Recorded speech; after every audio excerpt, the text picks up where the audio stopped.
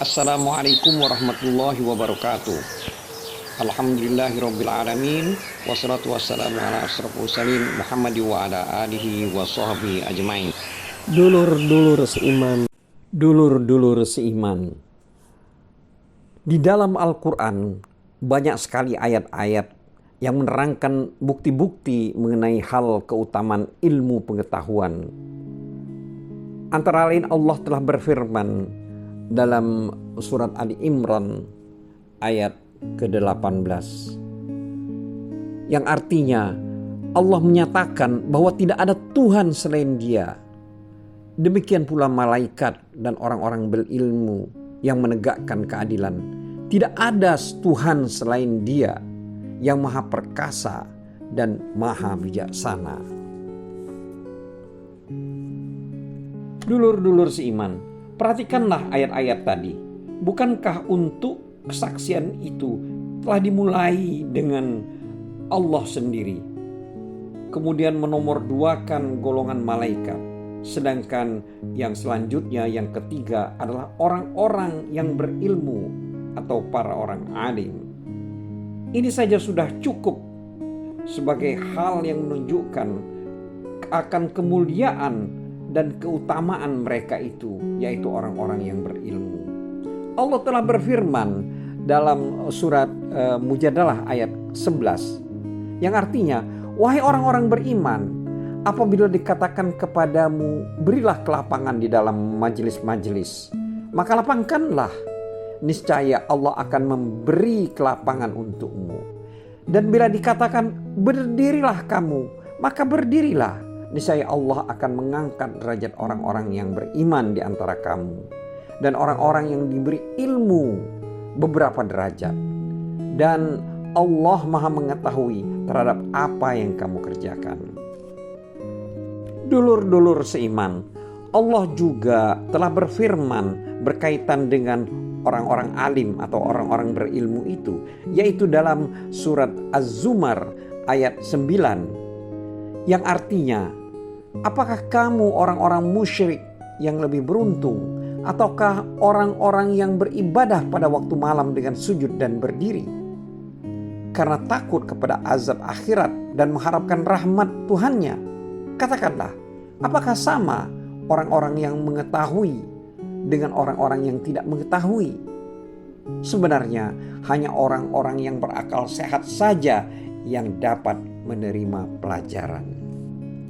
Dulur-dulur seiman, berkaitan dengan orang-orang alim ini juga Allah telah berfirman dalam surat Fatir ayat ke-28 yang artinya, dan demikian pula di antara manusia, makhluk bergerak yang bernyawa dan hewan-hewan ternak ada bermacam-macam warna dan jenisnya.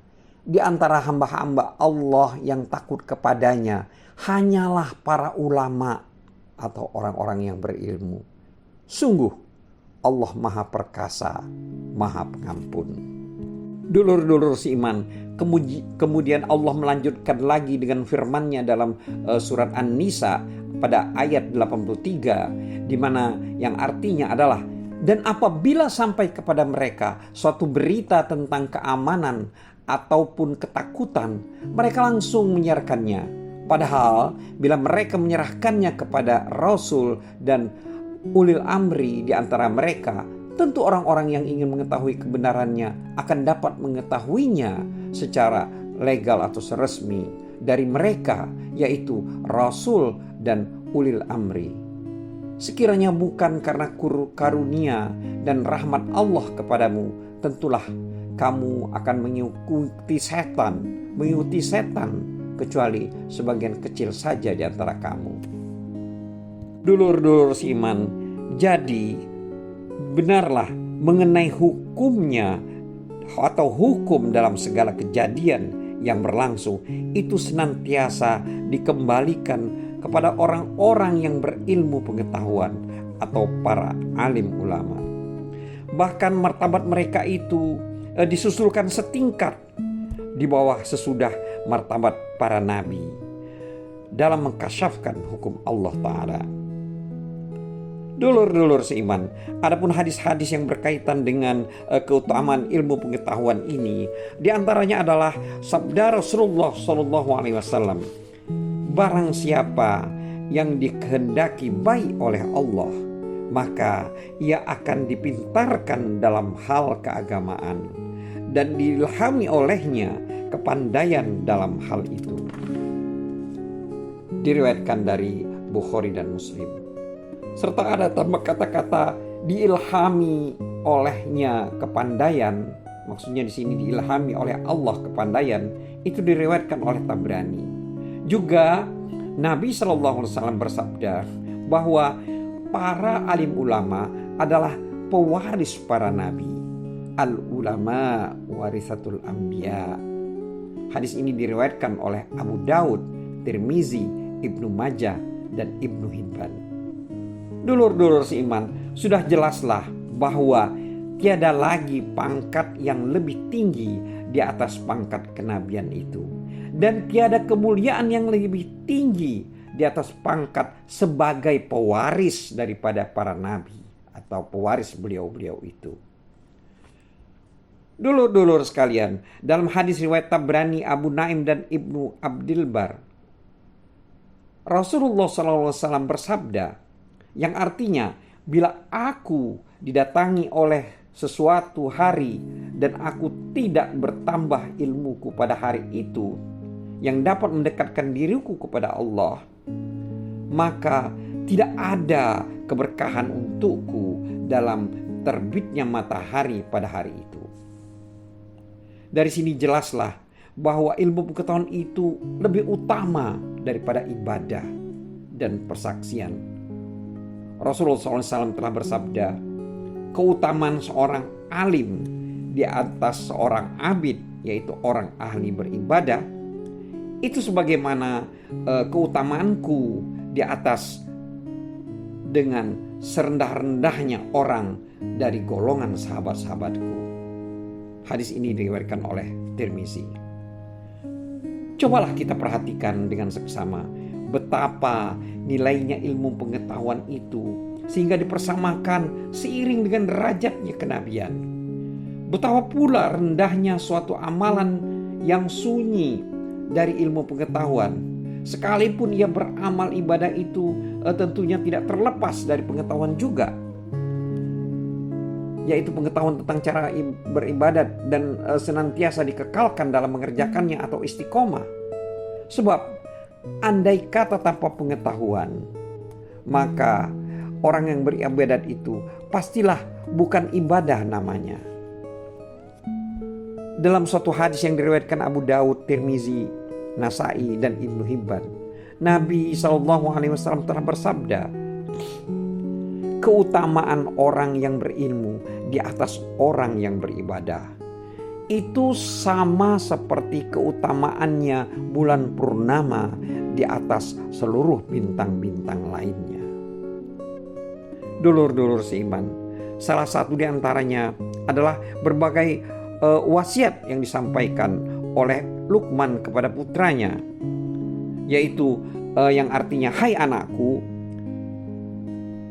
bergaulah dengan para alim ulama dan rapatilah mereka dengan kedua lututmu, sebab sesungguhnya Allah Subhanahu wa Ta'ala itu menghidupkan hati dengan cahaya hikmat, sebagaimana Dia menghidupkan bumi dengan hujan lebat dari langit. Dulur-dulur seiman, kali ini kita akan membahas masalah keutamaan belajar. Adapun ayat-ayat yang berhubungan dengan keutamaan belajar ini antara lain adalah firman Allah dalam surat At-Taubah ayat 122 yang artinya, dan tidak sepatutnya orang-orang mukmin itu semuanya pergi ke medan perang. Mengapa sebagian dari setiap golongan di antara mereka tidak pergi untuk memperdalam pengetahuan agama mereka dan untuk memberi peringatan kepada kaumnya jika mereka telah kembali, agar mereka atau kaumnya ini dapat menjaga dirinya. Dulur-dulur seiman, Di samping itu juga ada firman Allah dalam surat An-Nahl 43 yang artinya, maka tanyakanlah pada ahli ilmu pengetahuan atau ulama apabila kamu semua tidak mengerti. Dulur-dulur seiman, sedangkan hadis-hadis yang menerangkan hal tersebut antara lain ada hadis yang diriwayatkan oleh Muslim yang artinya, barang siapa menempuh suatu jalan untuk mencari ilmu pengetahuan, maka dengan sebab kelakuannya itu Allah akan menempuhkan suatu jalan untuknya guna menuju ke surga. Dalam hadis riwayat Ibnu Abdul Bar juga Nabi SAW telah bersabda, niscayalah andai kata engkau berangkat kemudian engkau belajar satu bab dari ilmu pengetahuan, maka hal itu adalah lebih baik daripada kamu sholat 100 rakaat. Dan dalam hadis Ibnu Abdul Bar yang lain yang artinya mencari ilmu pengetahuan adalah wajib atas orang-orang muslim. Thalabul ilmi faridatun ala kulli muslim. Abu Darda berkata, niscaya andai kata saya belajar suatu masalah, maka hal itu adalah lebih saya cintai daripada daripada bangun untuk sholat malam. Selanjutnya ia berkata pula, pengajar atau guru dan yang belajar itu bersekutu dalam memperoleh kebaikan. Sedangkan manusia-manusia selain daripada kedua golongan itu semuanya adalah kosong yang tiada kebaikannya sama sekali. Dulur-dulur seiman, Imam Syafi'i berkata mencari ilmu itu lebih utama daripada mengerjakan hal-hal yang sunnah. Fatah al-Maushili rahimahullah berkata, bukankah seseorang yang sakit itu bila sudah enggan makan dan minum dan enggan pula menelan obat, akhirnya tentu akan mati? Teman-temannya menjawab, iya benar. Kemudian Fatah berkata lagi, demikian pula hati. Bila engkau enggan kepada hikmat dan ilmu selama 3 hari, pasti ia mati pula. Dulur-dulur seiman, tepat sekali ucapan Fatah al-Maushili ini. Sebab makanan hati adalah hikmah dan ilmu pengetahuan. Dan dengan kedua hal tersebut di atas, maka ia dapat hidup sebagaimana halnya dengan tubuh. Makanan adalah umpan tubuh. Jadi seseorang yang sunyi dari ilmu, maka hatinya boleh dinamakan sakit. Dan kematian pun sudah dapat dipastikan. Tetapi orang itu sendiri tentu tidak merasa dan tidak menginsafi hal yang demikian ini, sebab kecintaannya kepada keduniawian dan kegiatannya untuk mencari harta dunia sudah menyebabkan ia kehilangan perasaan semacam itu. Kita mohon perlindungan kepada Allah dari suatu hari di mana segala tabir akan disingkapkan, seluruh manusia tertidur dan kalau sudah mati akan bangun. Ibnu Mas'ud radhiyallahu anhu berkata, hendaklah kamu semua mengusahakan ilmu pengetahuan itu sebelum ia dilenyapkan. Lenyapnya ilmu pengetahuan adalah dengan matinya orang-orang yang memberikan atau yang mengajarkan ilmu pengetahuan itu. Seseorang itu tidaklah akan dilahirkan dan sudah pandai. Jadi ilmu pengetahuan itu pastilah harus diusahakan dengan belajar. Dulur-dulur seiman, kali ini kita akan membicarakan tentang keutamaan mengajar. Ayat-ayat yang berkaitan dengan keutamaan mengajar telah difirmankan oleh Allah dalam surat At-Taubah ayat 122 yang artinya, dan tidak sepatutnya orang-orang mukmin itu semuanya pergi, maksudnya sini ke medan perang. Mengapa sebagian dari tiap golongan di antara mereka itu tinggal, tidak pergi untuk memperdalam pengetahuan agama mereka dan untuk memberikan peringatan kepada kaumnya jika mereka itu telah kembali agar mereka dapat menjaga dirinya. Dulur-dulur seiman, yang dimaksud dengan memberi peringatan dalam ayat di atas ialah memberikan pelajaran dan memberikan petunjuk ke jalan yang baik. Sebagaimana telah difirmankan oleh Allah Subhanahu wa taala dalam surat Ali Imran ayat 187 yang artinya, dan ingatlah ketika Allah mengambil janji dari orang-orang yang telah diberi kitab, yaitu hendaklah kamu benar-benar menerangkan isi kitab itu kepada manusia dan janganlah kamu menyembunyikannya. Lalu mereka melemparkan janji itu ke belakang punggung mereka dan menjualnya dengan harga murah. Maka itu seburuk-buruknya jual beli yang mereka lakukan.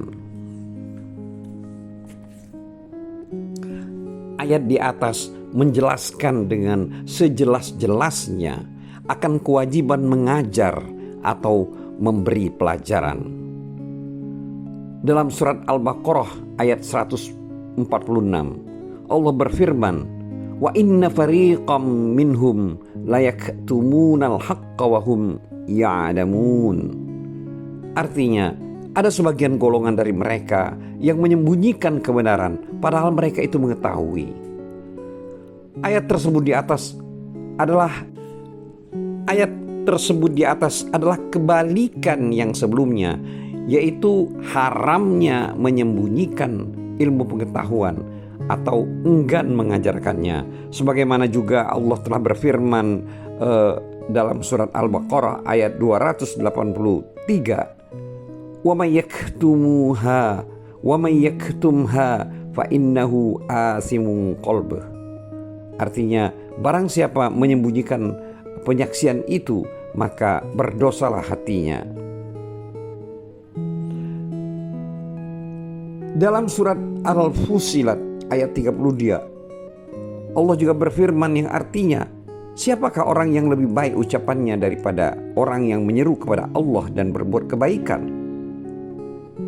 Dan dalam surat An-Nahl ayat 125, Allah berfirman, "Ud'u ila sabili rabbika bil hikmati wal mau'izatil hasanah." Artinya, ajaklah mereka itu ke jalan Tuhanmu dengan kebijaksanaan dan nasihat yang baik. Sebagaimana juga difirmankan Allah dalam surat Al-Baqarah ayat 151, dan mengajarkan kepada mereka itu kitab dan hikmah atau kebijaksanaan. Dulur-dulur seiman, ada hadis-hadis yang menjelaskan perihal di atas itu. Antara lain adalah sewaktu Rasulullah SAW mengirimkan Mu'adz ke Yaman, lalu beliau bersabda, yang artinya, niscaya andai kata Allah memberikan hidayah kepada seseorang sebagai hasil usahamu, maka hal itu adalah lebih baik bagimu daripada seluruh dunia dan seisinya. Hadis ini diriwayatkan oleh Ahmad, Imam Bukhari, dan Muslim. Juga meriwayatkan hadis di atas. Tetapi waktu itu beliau Nabi SAW bersabda kepada Ali radhiyallahu anhu. Rasulullah bersabda pula dalam hadis yang diriwayatkan oleh Abu Daud, Tirmizi, dan lain-lain, yang artinya, barang siapa yang mengetahui suatu ilmu kemudian menyembunyikannya, artinya tidak suka mengajarkannya, maka Allah, ia diberi kendali pada hari kiamat nanti dengan kendali dari api neraka. Juga dalam hadis riwayat Tirmizi yang artinya, sesungguhnya Allah Subhanahu wa taala juga malaikat serta para penghuni langit dan bumi, sampai-sampai semut yang di dalam lubangnya dan ikan hiu yang ada di lautan, semuanya memohonkan rahmat bagi orang yang mengajarkan kebaikan pada orang banyak. Dan dalam hadis Muslim, Nabi SAW telah bersabda, bila seseorang anak Adam meninggal dunia, maka putuslah amal-amalnya, melainkan 3 hal. yaitu sedekah jariah yang selalu mengalir pahala, kemudian ilmu yang diambil manfaatnya, dan anak soleh yang mendoakan dirinya. Dulur-dulur seiman, dalam hadis riwayat Tirmizi, Nabi bersabda, pemberi petunjuk kepada kebaikan adalah sama dengan orang yang mengerjakannya. Maksudnya sama, akan mendapat pahalanya. Sedangkan dalam hadis Ibnu Abdil Bar, Nabi bersabda, rahmat Allah bagi seluruh pengganti-penggantiku, yaitu pengganti-pengganti Nabi. Beliau ditanya, siapakah pengganti-pengganti Tuhan itu? Nabi SAW bersabda, mereka itu ialah orang-orang yang menghidupkan sunnahku dan mengajarkan kepada hamba-hamba Allah. Dulur-dulur seiman, perihal keterangan-keterangan dari para sahabat yang berhubungan dekat dengan soal di atas, antara lain ucapan Mu'az yang mengatakan demikian, belajarlah ilmu pengetahuan, sebab belajarnya itu karena Allah merupakan tanda takwa kepadanya. Mencarinya merupakan ibadah, menelaahnya sebagai tasbih atau mensucikan Allah. Menyelidikinya adalah sebagai jihad, mengajarkannya kepada orang yang belum mengetahuinya sebagai sedekah, menyampaikannya kepada ahlinya adalah kebaktian. Dulur-dulur seiman, ilmu pengetahuan adalah kawan di waktu sendirian, sahabat di waktu sunyi, penunjuk jalan kepada agama, pendorong ketabahan di saat dalam kekurangan dan kesukaran. Allah meninggikan pangkat suatu kaum karena ilmu pengetahuan yang mereka miliki. Kemudian Allah menjadikan mereka itu sebagai pemimpin, penghulu, dan pembimbing yang diikuti petunjuknya. Mereka juga sebagai penunjuk jalan kebaikan. Sepak terjangnya dicontoh, kelakuannya ditiru dan diteladani. Dulur-dulur seiman, dengan ilmu pengetahuan pula lah seorang hamba itu akan dapat menduduki tempat orang-orang yang berbakti dengan derajat atau pangkat yang tinggi. Memikirkan ilmu adalah sama pahalanya dengan berpuasa. Menelaahnya sama dengan bangun sholat malam. Dengan menggunakan ilmulah akan menjadi benar cara kita berbakti kepada Allah Azza wa Jalla. Dengan ilmu pengetahuan inilah Allah disembah dan dipuja. Dan dengan ilmu itu pula lah Allah diesakan, dimahaesakan dan diagung-agungkan. Dengannya juga seorang akan menjadi wara dan sangat takwa kepada Allah.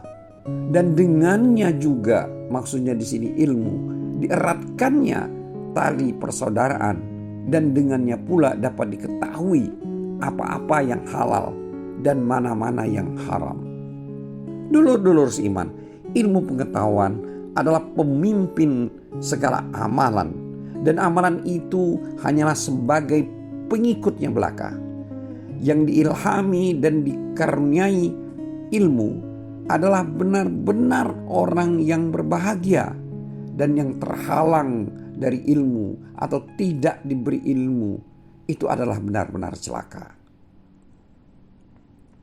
Dulur-dulur seiman, Al-Hasan rahimahullah berkata, andai kata tidak ada para alim ulama, pastilah manusia seluruhnya akan menjadi sebagai binatang. Maksudnya di sini ialah bahwa dengan sebab adanya pelajaran yang mereka berikan itulah maka seluruh manusia dapat keluar dari batas antara pengertian binatang dan kemanusiaan.